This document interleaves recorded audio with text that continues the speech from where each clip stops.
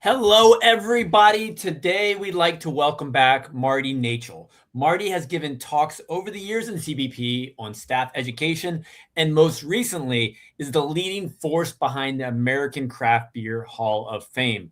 We're honored to partner with the Hall on last year's inaugural inauguration ceremony, but today we're here to talk to Marty about his most recent book, The Beer Story Project. So, Marty, welcome back, and how are you today, my friend? I am doing well. Thank you very much. Thank you for having me back. Awesome. So you're in Chicago, and CBP is actually coming to Chicago in June for our next workshop. So I'm really excited to actually spend some time with you face to face again, because it seems like we're hanging out more on the internet these days than actually in person. Yes, it'll be nice to have you here. So let's kind of dive into your career, because you've been in the beer industry for quite some time. And I don't know if I've ever actually asked you this question, but how did you first get into the beer world? You're right. I've been in and around the industry for about 40 years. It all started, I'm a consumer at heart, and that's basically how it got started. Um, Back in the early 80s, when I first heard of this concept of microbrewed beer, I had to investigate it. But meanwhile, imports were also very attractive at that time. There were a lot of good beers coming in from England, Germany, Belgium, elsewhere in Europe, Australia, and wherever else. So I started diving into beer strictly as a consumer, and then I became a home brewer in 1985, and that's what kind of catapulted me forward, because the next year I also became a BJCP judge, and I pursued my interest in writing strictly as a freelancer. This is just something I enjoyed doing on the side, and I had my first article published in '87. What was that first article? It's actually sitting right here up on my wall. There was a restaurant here in Chicago called the Berghoff, which, unless you're a Chicagoan, you probably never heard of it. I actually have heard of it through my Really? random readings and research. Yeah. Awesome. The Berghoff name was actually very famous prior to them owning the restaurant. They also had a brewery, a beer brand called the Berghoff, although it was never brewed in Chicago until more recently, like late 90s. But my article was on the restaurant here in Chicago and about the brand and how it went back to, I think, 1887 or something like that. So yeah, the family's been around a long time. The name's been around a long time, and it's an establishment here in Chicago. So to be able to do the centerfold article for that issue of All About Beer was a lot of fun. I know Chicago has a special place in your heart. Are you born and raised, been there your entire life? I Born and raised, yes, but not my entire life. I actually spent 4 years in my youth in Mexico. My parents, my father's job sent him down to Mexico to open up a plant. He was in steel manufacturing, and of course, cheap labor and so on and so on. So yeah, I spent when I was 6 years old to 10 years old in Monterrey, Mexico. That was quite an experience. That's another conversation for another It time, is, perhaps yeah. with the beer involved. So you started freelancing, but Mhm. you self-published quite a few books over the years. Before we dive into your latest project, what motivated you first to want to self-publish, and talk us through a couple of the books that you put out to the world? Well, I'll get to the self-publishing part shortly. Um, as a freelance writer, I started writing for many different outlets. They were mostly print magazines, but also other things like newsletters. There was a company called Beer Across America. It was a subscription, a beer subscription, a month beer of the month subscription. I was writing their newsletters. Well, a book publisher in New York got a hold of those, contacted me through the company and said, "Hey, this has the making of a good book." And he said, "Are you interested?" And I said, "Hell yes." So that was my first published book. It was through Story Publications, which back in the day, Story published quite a few beer books. But that was my first effort in 1995. That same book publisher happened to be he was helping another couple write Wine for Dummies, for the company that did the For Dummies books. So once Wine for Dummies was in the hopper, he came back to me and said, okay, now we need to follow up immediately with Beer for Dummies. Are you interested? And again, hell yes. So we did that, and it was And you published. were already doing beer education. You were very knowledgeable in the space. Yeah, I would like to think so, yes. Yeah. So yeah, the publisher who was doing the For Dummies books, they required that the writers, the authors of these books, had to have some credentials within that space. So apparently by then I had achieved what I needed to at least to get that title. So Beer for Dummies came out in '96, and there were 3 chapters within that book on homebrewing. And apparently some of the feedback the publisher was getting on Beer for Dummies was the highest interest level was in the homebrewing chapters. So they came back to me and said, okay, now we need you to write Homebrewing for Dummies. So there in 1997, that came about. So anyway, those books are now in their 3rd volumes as of early 20s, 22 and 23. And things are still going strong with that. During COVID is when I decided to take up self-publishing because, number one, like everyone else, we were basically housebound. There wasn't much we could do socially. There wasn't much traveling going on. And I was sitting on a fair bit of material that I had written over the years that I felt that I just wanted to get out there. I needed something to do. So I dabbled in self-publishing, and I did a couple of different books. I could share the titles, but I don't think they mean much to anybody because they didn't sell very big. But eventually it led to my most recent title. So how many have you published overall since you began this quest? 4, including the most recent. So we're here today because we want to talk about the Beer Story Project. This is slightly different than some of the other, initiatives that you've had. Talk to us a little bit about how this came to be. Then we're going to dive into what it is, the process behind it, what to expect. But how did this idea even come out there? It started last year, 2025. Actually, I take it back. It started in 24, basically through conversations with a lot of folks I was meeting and just having casual discussions with. And I would hear somebody tell, hey, do you remember when? And they'd tell this story. And somebody else say, oh, yeah, and I remember this happened over there. And I'm thinking, I'm just kind of, these things are kind of sticking in my brain. I'm like, somebody needs to capture these and commit them to an article or a book or something. And I thought for sure somebody else would. But I, in discussions with other folks, I was like, no, I'm not going to do it. No, I never heard of anybody doing it. I finally decided, why not take this on myself? So you decided to take it on yourself. And I've got a copy of the book right here. It actually arrived yesterday. I was so pumped to open it up. And one thing that really struck me is something that I love about it. It's so digestible. Can you describe to everybody the format of the Beer Story Project? Well, I'm not sure there is a strict format per se, but yeah, I can help by saying I contacted a bunch of people, all my contacts within the industry, 100 or more, and I said, look, this is what I am attempting to do. Are you interested in participating? I told them, pretend we're sitting at a bar. Tell me a story. And I wanted it to be on that level, just, friend to friend, no holds barred, tell me everything. And it wasn't meant to be salacious or damning or ruining people's reputations or anything like that. I wanted it to be funny. I wanted it to be poignant. I wanted it to be interesting on some level.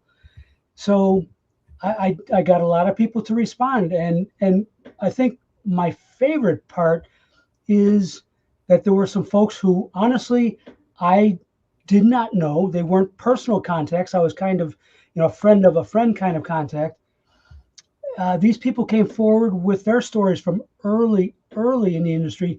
It predated me by damn near a decade. I don't know how many people might recognize the name Tim Morse. He was the first brewer at the Anchor Brewing Company under Fritz Maytag. He told a couple of stories that were all new to me, and I assume new to pretty much most of the readers of this book. So people like that who came out of the woodwork to tell their stories and to tell them in such great detail, so interesting to me. So anyway, as all these stories are coming in from different parts of the country and different eras, so to speak, I had to find a way to kind of, put them into kind of not chapters. I call them sections in the book. Um, some are older, some are newer, some have to do with this topic, some have to do with that. So I was just trying to help the reader make their way through. But like you said, it's not a front to back kind of read. You can pick it up at any chapter, any page, and find something interesting to peruse. So you mentioned Tim from Anchor Brewing, their first brewer. Mm-hmm.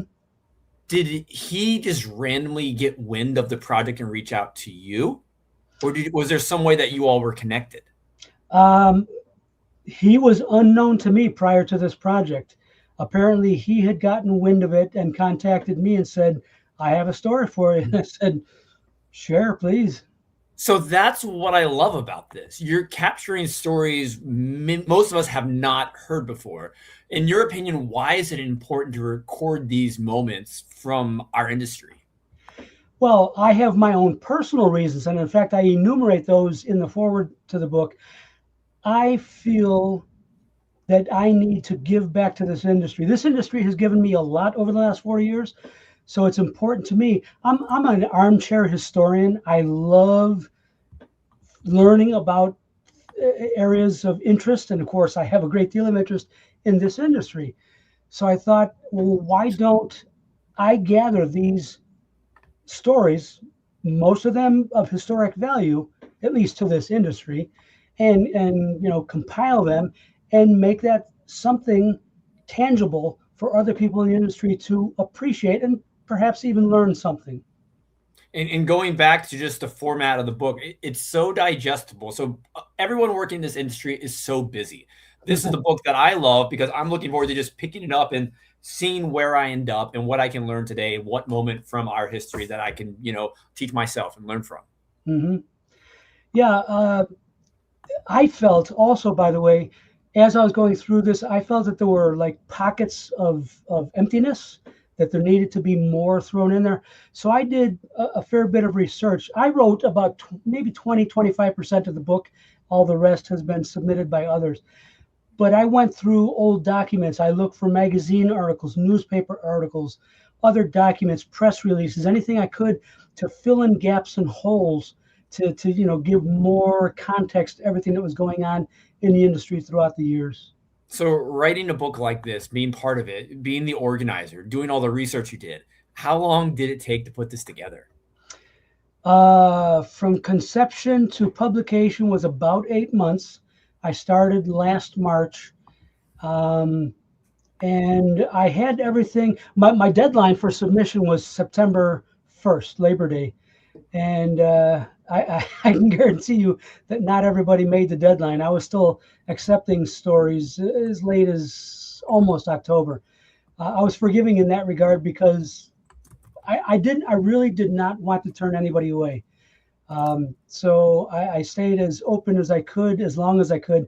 But once I got into the formatting stage, I had to say, I'm sorry, that's it. Maybe there'll be a volume 2.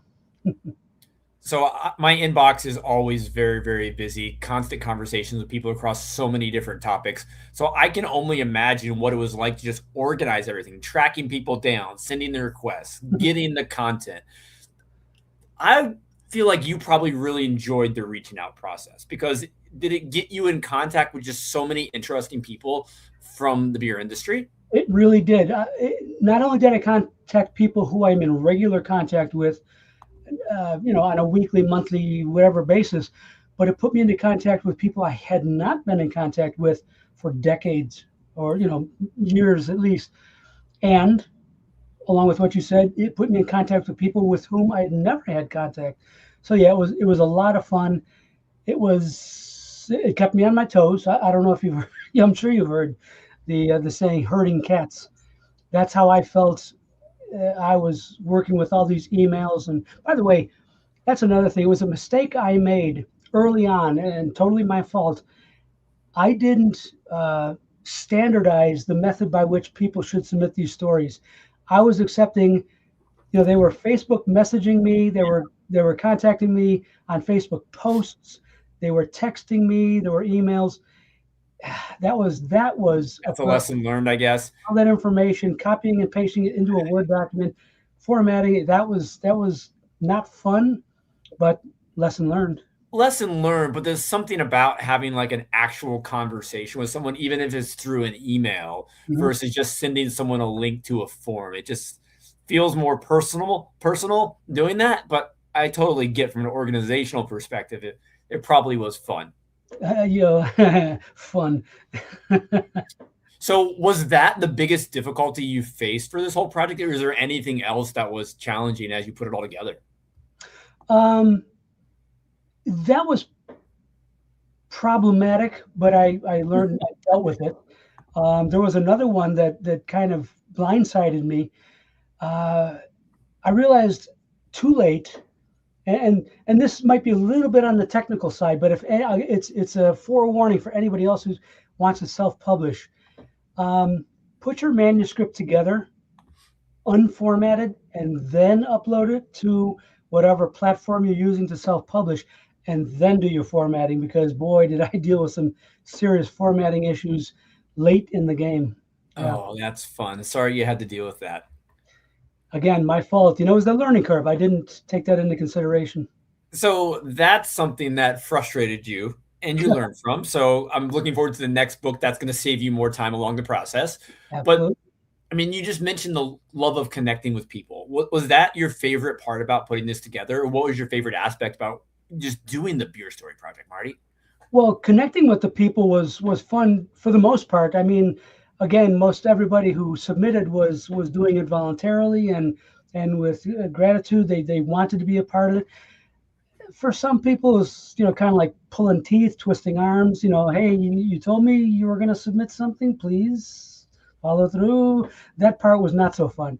But bottom line is, I'm very happy, very gratified, very pleased with the way things turned out. And to answer your question more directly, the best part, of course, was reading the stories themselves.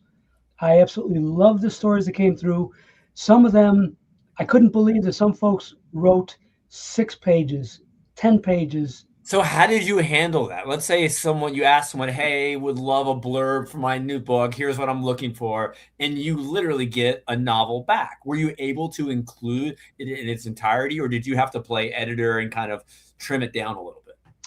In some cases, I absolutely had to play editor, and I did do some serious trimming on some of those. On most of them, I was very forgiving because the stories they told were so interesting, and they draw you in. So I had to tread very lightly on the editing, and I was grateful to the writers for having taken the time and making the effort to put these stories together. So yeah, if someone submitted something 12 pages long but it was interesting, I took it hook, line, and sinker. So a lot of people sent you very detailed responses. Did you Mhm. have anyone who wasn't interested in participating? Well, I found out the easy. Well, I don't know if it's easy or not. Through silence. Yeah. I was disappointed that I contacted some folks that I thought would be forthcoming, and was essentially met with silence. And that they could have said politely no. I can take no for an answer, but hearing nothing from them was disappointing. But that's it's all part of the game. So when you would send these typically emails, like what was your ask? Was it really open ended? Like, hey, what's something you'd like to share? Or what was the question that you framed to them? Initially, I just threw it out there saying, "Tell me a story. I know there are beer stories out there. I know you have one. Tell me that story." And I guess that wasn't enough direction. So I did have to do like a second follow up and saying, "Okay, if you're not finding your muse, consider these topics." And I would give them some ideas of what might have, you know, does this jog your memory? And I think that was a little bit more effective. People were responding more like, "Oh yeah, I remember that," and follow through. And so yeah, I learned from that as well. So, like, you're getting all these really cool stories. Sometimes these stories haven't been heard in decades, even. Like, are there any that stood out to you? Uh, yeah, there's a lot of them. Like I mentioned, Tim Morse already, and Bob Sylvester and Bill Coffey. These guys are all early adapters in the industry. They may not be recognizable names now, but if you look into their history, they were there at the beginning with Saint Stands, and I mentioned Anchor and Saint Somewhere, and all these early breweries. So they told great stories of the early dealings. But some of the stories that really meant a lot to me were the more personalized stories where somebody told about a relationship with somebody.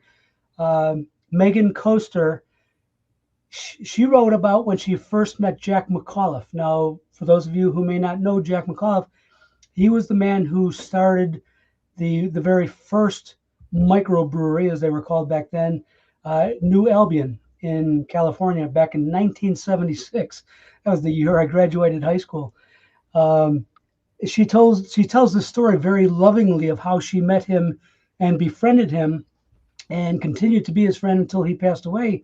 I believe it was just last year that he passed. And so that was a very cool story. Another one, there's a writer by the name of Tom Bedell, been around a long time, longer than me, fellow North American Guild of Beer Writers member. He told the story. He was good friends with Michael Jackson. And I need to preface this for those who may not know. Michael Jackson, the one we're talking about here, was called the Bard of Beer. He was the English gentleman from London. He was considered the world's foremost authority on beer and whiskey, for that matter. Anyway, Tom Bedell was actual first name basis friends with Michael. He contacted Michael in London and said, "Look, my wife and I are coming to London.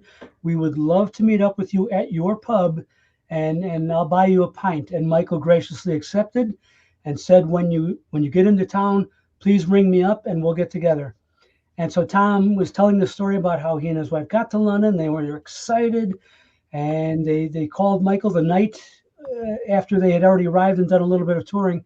And Michael says, "Yes, I'm available. Let's meet tomorrow at this pub," which happened to be his local. And so it was, in their minds, everything was set and done. Later that evening, I believe it was the next morning, Tom woke up, opened up his laptop to do a little work. The news feed was loaded with the headlines that Michael Jackson had died of a heart attack. So very, very sad ending to that story. And the way Tom told it was really, for those of us who knew Michael Jackson, that really brought back some pangs of longing and missing him and that sort of thing. So that is one of my favorite stories. It's cool you got to hear all these. So for you as a writer, you've put this awesome collection of stories together. What makes you feel success with regard to the Beer Story Project? I measure the success in how many people came forward to tell their stories. I'm very pleased. I was concerned, believe me, when I started this. I'm thinking, boy, this could be a major flop if nobody shares their stories. But they did. They came out and they supported to me, it's not that they supported me, it says they supported this project. And this project is really meant to be for the industry at large. It's so people can read about the industry they're in. And so that's my measure of success. Do you foresee a follow-up to this book? I want to think there will be because, again, there's a lot of people I haven't heard from. I think I could go back and knock on their doors now and perhaps get a better response. I just know that there are so many more stories that haven't been told that need to be told. So I'm keeping my fingers crossed in hopes that there will be a volume 2 or something on that order. I'll stay tuned. So for everyone who's interested in getting their hands on volume 1, if we could call it that right now, Yeah. how can they find out information to grab a copy? Well, again, it was self-published through the Amazon self-publishing platform. So the only place to get it at this point in time is on Amazon.com, and it is available in both paperback and ebook version, the Kindle on Amazon. And that's the Beer Story Project. But, as we mentioned earlier, Marty, you love celebrating those who have made an impact in the beer industry. And, last year and I'm sure before that, but you launched the American Craft Beer Hall of Fame, which I know is something you had wanted to do for a while. So at one point, I believe there was a post in Craft Beer Professionals kind of considering that idea. Like, tell me about that post. I posted it anonymously. No longer anonymous. You've outed yourself. Well, yeah, I'm outed now. But I wanted, it was before, I was still kind of weighing the odds of making this happen. So I wanted to get some feedback anonymously. I put it out there on CBP. I said, hey, if somebody was thinking about putting together this Hall of Fame, what might your feedback to that person be? And although my memories of the responses, it was worse than they actually were. I would say half of the responses were yes, cool idea, good luck, go for it. A couple of people were kind of snide and not so, kind of like, yeah, right. I don't think they believed that such a thing would ever happen or could ever happen, but we made it happen. So talk to us. You had the idea. Now, how did it actually come to be? The first thing I know I needed to do was get in contact with people who knew the industry from the inside, and not in present tense necessarily, but people who go back many years, who knew about how this industry started and knew the people and the breweries and the beers that all started back in the 70s and through the 80s. I needed to rely on these people to act as advisors for this project. And it came down to approximately 40 or 50 people who I eventually named to the advisory board. These were the people who I would go to with my questions saying, what do you think about this? What do you think about that? How do you think this should be done? And these folks stepped up and gave me their honest opinions about how things should go. And so that's how we built the framework of the hall. And eventually, from that group of advisors, we basically put together a board of directors.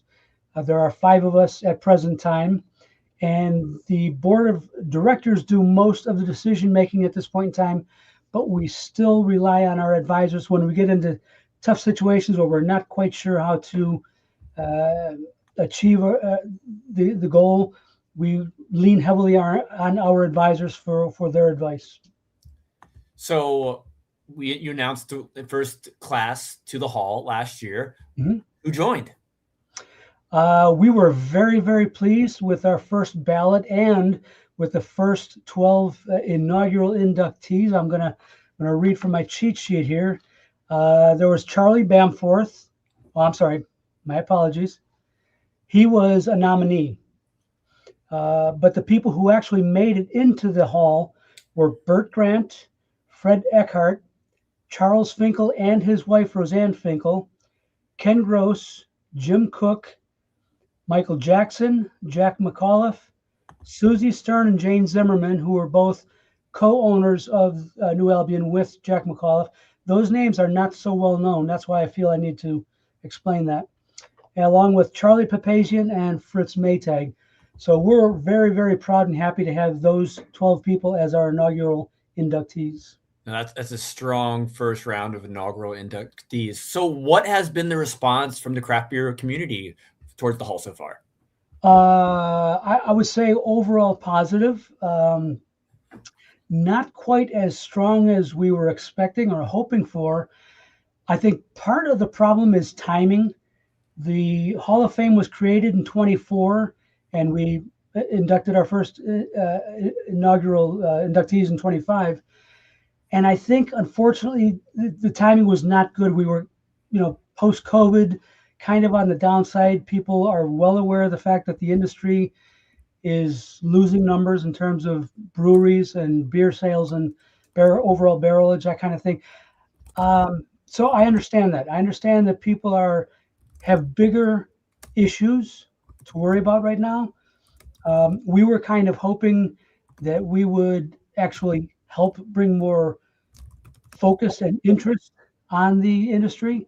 And we still feel that we still feel that we can do that and we will do that, but it's going to take longer than we anticipated. We need to do our due diligence, continue to do things as we intended, and hopefully the folks in the industry and the folks outside the industry will eventually come to understand what our mission is, and they will come around to support us in greater numbers. And I will say people are busy these days, but it was the most watched CBP session of last year. So you got some eyeballs there, and it was great to have. We are so pleased. We didn't know that until you posted that information, and you would not believe how gratifying that was to all of us to hear that. So thank you for sharing that. No, I mean, looking forward to it again. So what's the plan for this year? Yes, we are doing something similar, but not exactly the same. We are going to be working again with CBP. Thank you very much. So it's going to be another live stream, and we're going to be doing similar to what we did last time, but still different. Last time we were live at different locations throughout the country. It worked, not as cleanly as we had hoped. So we're streamlining it a little bit more this year. Most everything is going to be pre-taped and stitched together. We're going to have one person doing the emceeing from Sierra Nevada in River Mills. Yeah, so that's going to be very cool. Aaron Gore, who is our vice president, is going to be doing the emceeing. He will be running the show, but it's going to be mostly pre-recorded introductions of all the inductees done by myself and the other directors on the board. Well, I can't wait to find out who gets in this year. I could tell you that I could repeat the nominees for this. Let's do it. All right. This is also in alphabetical order. Charlie Bamforth, that's why I confused the two last time. Larry Bell, Sam Calagione, Ray Daniels, Terry Ferendorf, Kim Jordan, Garrett Oliver, Pete Schlossberg, Mitch Steele, and Carol Stout. So again, a fantastic lineup of nominees, and no matter which way the voting goes, this is going to be another great slate of inductees. So yeah, that's a great lineup there. I'm excited to see who gets to vote in this year. So Marty, you all put so much effort into the hall to just make this a reality. How is it supported financially?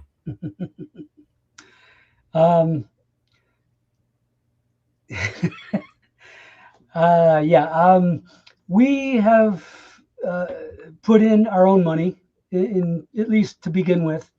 We were self-funded for quite a while. We're only recently getting paid back.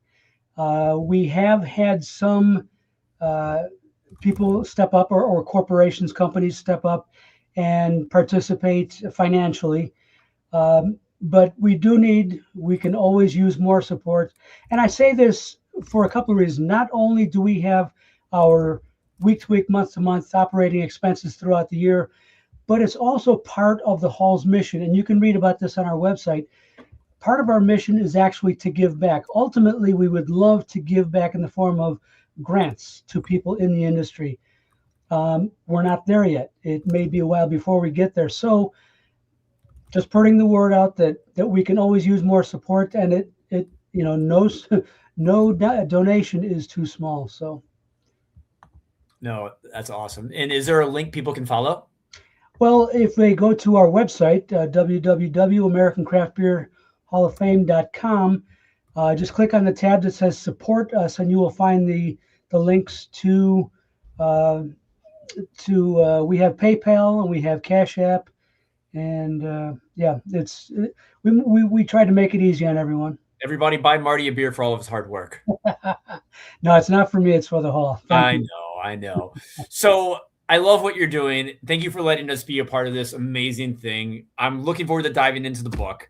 But speaking about the hall once more, do you think there'll ever be a brick and mortar location?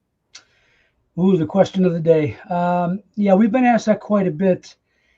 We definitely have that in the back of our minds, but it's not realistic, at least in the near future. And again, it goes back to the topic we just touched upon.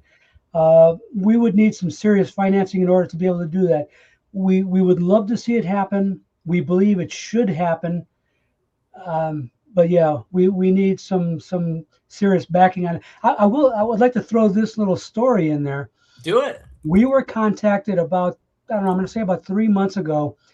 An investor in Anchorage, Alaska, of all places, contacted us and said, asked basically the same question you just asked. Are you looking for a brick and mortar location? He said, why not consider Anchorage, Alaska? And it's like, that was out of left field. And of course, we're not foolish. We entertained the proposal. We said, please tell us You about said, fly me out to Anchorage. I'd like to check out the location. We'll have a right, beer together. right. Yeah, he was telling us about how they're putting together this huge downtown. It's like a 2-block square facility, and they're looking to put all kinds of tenants in, and he could come up with financing and all this kind of stuff. And we said, show us your plan. We haven't seen it yet. Interesting nonetheless. So the options are there. It could happen. Yes, it could. It could. So looking just at the industry as a whole right now, I'm curious of your perspective. I mean, is it 40 years in beer? Is that fair to say? Close to it? Yes, it is. Yeah. So what's exciting you about the industry right now, Marty? It's resilience. I love to see that people are plowing through. It was disappointing to see all the closures, especially late in 2025, and each one of them was like another dart in the heart. But the fact that there are still so many open and striving and moving forward and coming up with new ideas and new products and keeping things alive. And I think that's really what it's all about. And the Craft Beer Hall of Fame is here to support them, and those of us who are writing books are here to support them. So we're all in this together, and I'm looking forward to better days ahead. It's a tough time, and I really appreciate everything you do and all your positivity. So for everyone, once again, looking to learn more about the Beer Story Project, where can they do that? You said Amazon? Amazon.com, absolutely. Awesome. Well, Marty, I can't wait to spend time with you once again in Chicago this June 15th to 17th. Hope everybody else can join us there at CBP Connects. But thanks again for the time today. Thanks for all you do for the industry, and I'll see you before too long. Thank you and everything you do. Appreciate it. See you soon. Cheers. Bye. Thanks for watching. If you enjoyed this session, we'd love to see you in real life. We host in-person workshops across the country for craft beer professionals just like you that are held in some of the most exciting beer destinations around. These immersive events are designed to help you grow and connect with others. You'll meet peers from across the country and leave with actionable strategies for success. Connection has never been more important, and you can learn more at cbpconnects.com. Cheers. See you there.